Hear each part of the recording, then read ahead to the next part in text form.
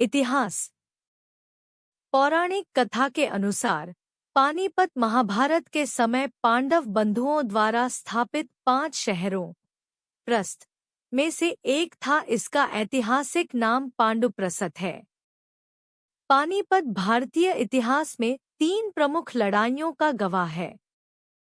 पानीपत की पहली लड़ाई 21 अप्रैल 1526 को दिल्ली के सुल्तान इब्राहिम लोदी और बाबर के बीच लड़ा गया था।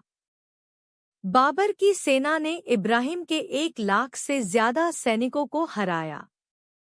इस प्रकार पानीपत की पहली लड़ाई ने भारत में बहलोल लोदी द्वारा स्थापित लोदी वंश को समाप्त कर दिया। पानीपत की दूसरी लड़ाई 5 नवंबर 1556 को अकबर और सम्राट हेमचंद्र विक्रमादित्य के बीच लड़ी गई। सम्राट हेमचंद्र उत्तर भारत के राजा थे तथा हरियाणा के रेवाड़ी से संबंध रखते थे।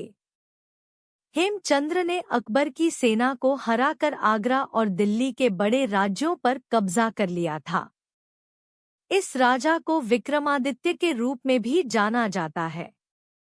यह राजा पंजाब से बंगाल तक 1553 से 1556 से अफगान विद्रोहियों के खिलाफ 22 युद्धों जीत चुका था और 7 अक्टूबर 1556 को दिल्ली में पुराना किला में अपना राज्याभिषेक था और उसने पानीपत की दूसरी लड़ाई से पहले उत्तर भारत में हिंदू राज की स्थापना की थी।